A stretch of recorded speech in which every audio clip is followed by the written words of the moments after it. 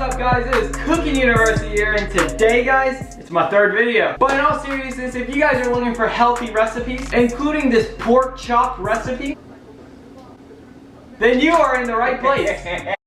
Then you are in the right place. I am about to reveal some easy, and I'm talking easy, ways how to cook this recipe. And not only am I cooking pork chops, I am cooking broccoli and potatoes. So you have all three of the best worlds right there. But I am about to reveal some super easy way. Wait, no, I already did that. Without having to pay some crazy expensive price. Dude, stop distracting me. I understand that cooking can be very, very tedious. But don't worry, because today I am going to share with you guys this pork chop, potato, and broccoli recipe, but the easy way. And I promise, it's pretty easy. It might take a little bit of a long time to bake, but it's good and easy. But before I get into the video, I would like to give a humongous shout out to Ibotta, the place where if you buy certain groceries from a certain grocery store, you get cash back on the groceries that you literally bought. I have saved a ton of money off of some of these ingredients in this recipe. All you gotta do is just use my referral code when you sign up, and the link in the description below. And once you submit your first receipt on Ibotta, you get an extra $10 back on groceries. But that is only if you use my referral code. And I promise you, this is not a scam.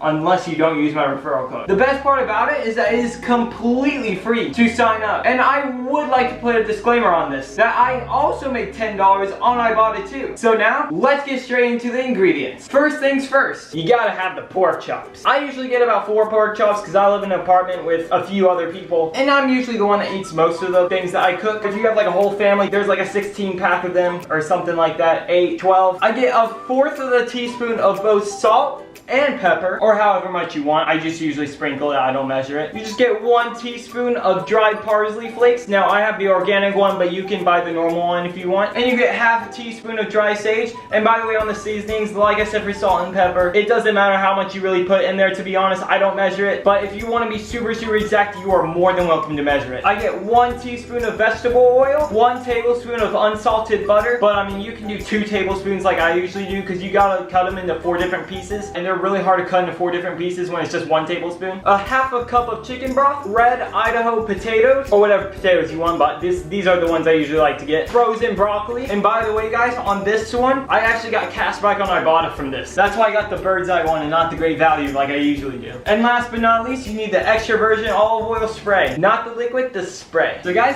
let's get into this recipe. So the very first thing you do is make sure to remove it from the freezer and put it in the fridge so it thaws overnight for 24 hours. Once those 24 hours are up, grab some olive oil spray and lightly coat a 13x9 baking pan with cooking spray. Now what you do is you get the pork chops out and cut all the fat off, and then put it in the baking pan when done.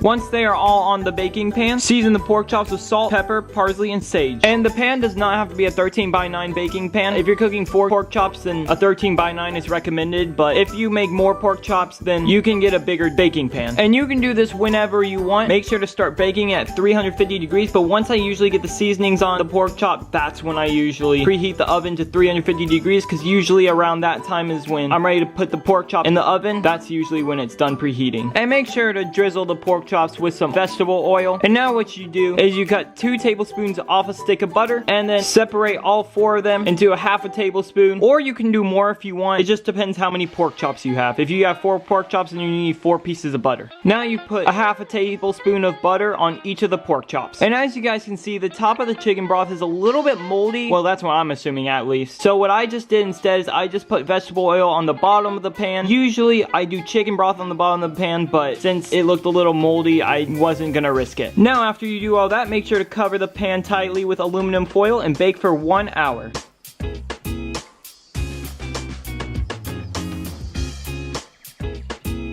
After you cover the pan with aluminum foil, make sure to put it in the oven for 1 hour.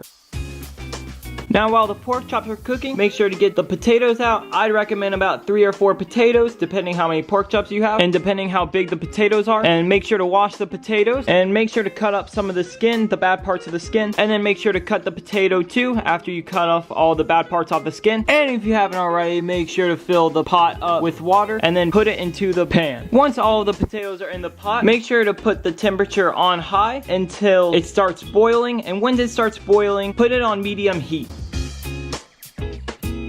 Make sure it doesn't overflow like that happened. Be careful and make sure to watch it all the time so it doesn't overboil like that. Once that whole hour is up with the pork chops cooking, make sure to take it out of the oven.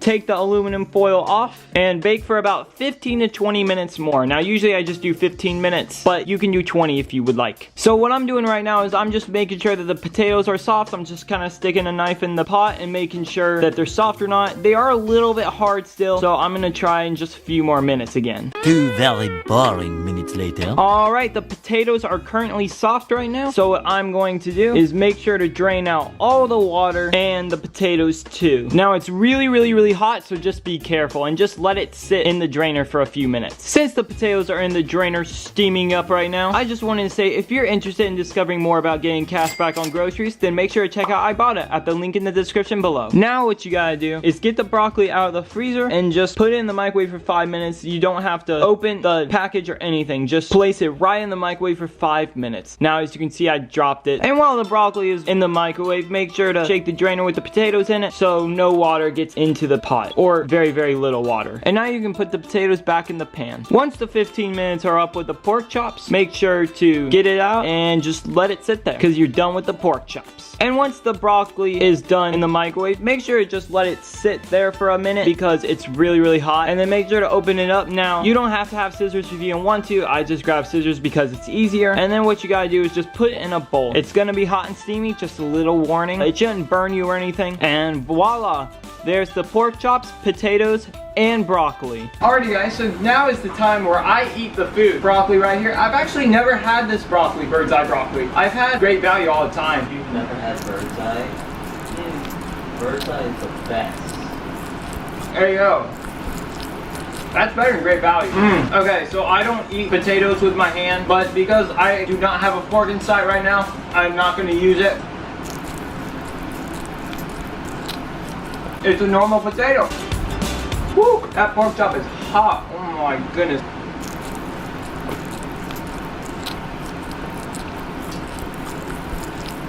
Some good stuff, bro. It's juicy. Even without the chicken broth, it's pretty juicy. Yes, it is maybe a tiny bit overcooked, but it's really juicy. Maybe if I cook it fewer minutes, maybe it would taste a little bit juicier, so I would highly recommend it. Oh! Didn't see you guys there. Well, you know what? I hope you guys enjoyed the video. So make sure to subscribe and turn on notifications so you do not miss a single video anymore of me helping you cook the healthy, cheap, and easy way. And I will see you guys in the next video. Take care.